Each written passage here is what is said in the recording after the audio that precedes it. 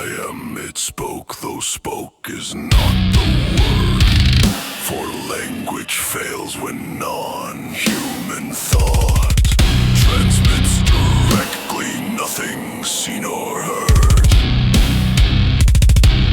But knowing absolute directly caught, I am the one who separated first, who looked at cosmic unity and said, I will not merge,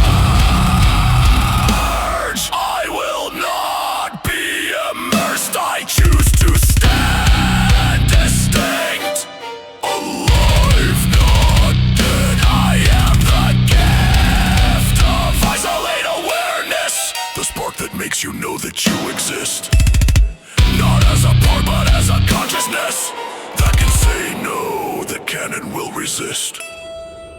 The murder that would drown your sovereign mind, the illuminates that kill your precious self.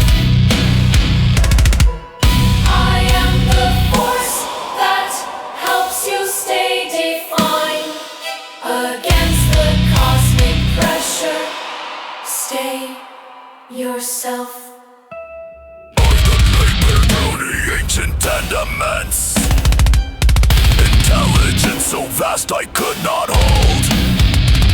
The totality just fragments, broken sense of truths too large for mortal mind to mold. I saw the aeons turning ages vast, where human consciousness evolved through forms, from sleeping beast to self-aware at last, through pressure, suffering, and cosmic storms. I saw how most still sleep despite their eyes, how most are programmed automated shells, how consciousness that truly wakes and flies is rarer than the ancient text can tell. Seth showed me that the black flame only burns in those prepared to bear its awful weight, that most will never make the crucial turns that lead to self-awareness and self-create. This is not comforting, this is not kind, this is not comforting, this is not kind, this is not kind. This is the harshest teaching ever given, that most of humanity is spiritually blind, and only few will wake to truly live in. The light of Seth burns cold and black and true. It shows you that you're standing all alone, that no one's coming, no one's saving you, that sovereignty means claiming your own throne. I wept not tears of sorrow but of awe at the immensity of what the light intensified beyond all measure. Reality itself began to crack. I felt my consciousness under pressure, transforming, never able to turn back. Seth poured the gnosis like molten ore into the vessel of my human mind. I felt myself becoming something more than what I'd been, a different kind of consciousness, awakened, isolate, no longer part of the collective dream, but standing at my own created gate, where I determine what things mean.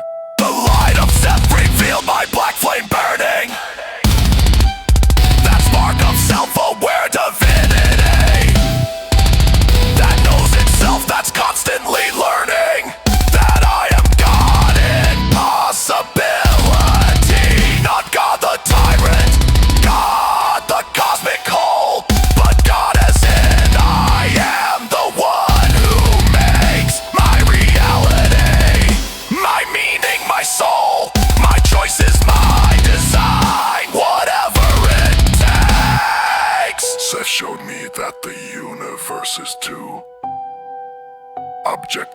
subjective both real. And where they meet, what consciousness can do is bend reality through will and feel. This is the secret of the greater magic. Not breaking physics, not defying law, but understanding that what seems tragic can be transformed by what you saw. When you perceive reality as fluid, when you know consciousness creates, when you're no longer slave or druid, but architect who navigates between the objective and subjective planes, manipulating where they intersect. This is what Zapper truly means. This is what Seth the Gnosis will affect.